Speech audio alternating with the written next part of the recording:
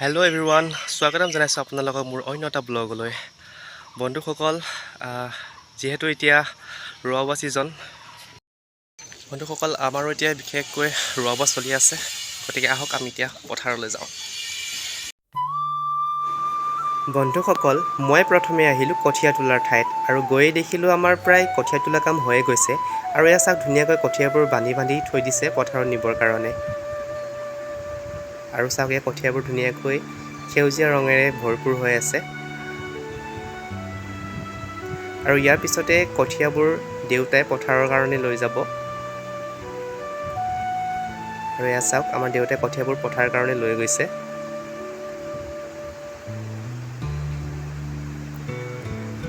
বন্ধুসকল, আপোনালোকে প্ৰায় লোকে জানে যে আমাৰ গাঁৱত প্ৰায় গাঁৱৰ মানুহবিলাকে খেতি বাতি কৰিয়ে নিজৰ জীৱনটো নিৰ্বাহ কৰি আহিছে।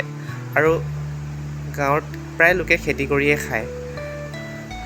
মানে 100ৰ ভিতৰত 80% মানুহে খেতি বাতি কৰিয়ে চলি আছে বা খাই আছে। গাঁৱৰ মানুহবিলাকে প্ৰায় চাউল কিনি নাখায়। দোকানত আৰু যিহে দাম, কিনো কিনি খাব, গতিকে খেতি বাতি কৰিয়ে খায়। আৰু দোকানৰ যিমান দামী চাউলেই নহওক কিয়, আমাৰ ঘৰুৱা চাউলকেইটাৰ লগত ফেৰ মাৰিব নোৱাৰে।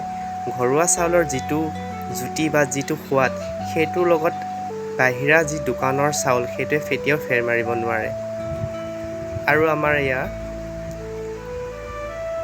পথাৰ মানুহৰ কাৰণে এয়া খোৱা বোৱা যোগাৰ চলি আছে। এয়া মা আৰু মোৰ পত্নী এয়া চব্জি কাটা কামত লাগি আছে।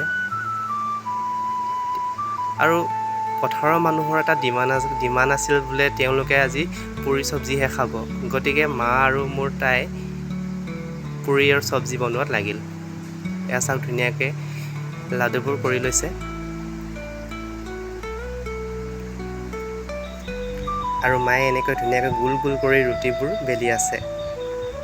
আৰু এয়া চাওক, আমাৰ চব্জিবোৰ অলৰেডি চৰ্ট গুচি গ'ল।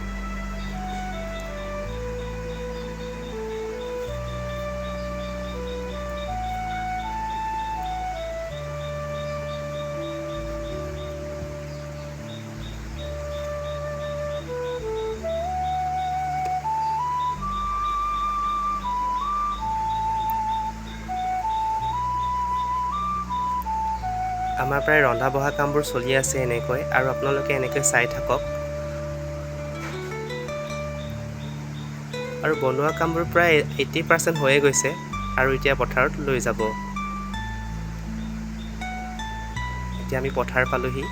পথাৰত প্ৰায় মানুহবোৰক মাতিছে খাবৰ কাৰণে। এয়া চাওক, ধুনীয়াকৈ চব্জিবোৰ ৰান্ধি দিয়া হৈছে।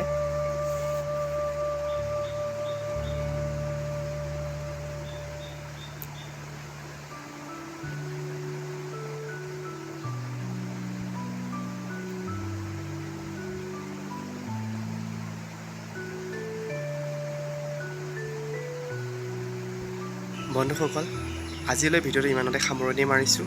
আৰু লগতে মোৰ চেনেলটোলৈ যদি আপুনি নতুনকৈ আহিছে, চেনেলটোত লাইক, ছাবস্ক্ৰাইব আৰু শ্বেয়াৰ কৰি দিব। আৰু লগতে বেল আইকনটো দবাই দিব। ধন্যবাদ।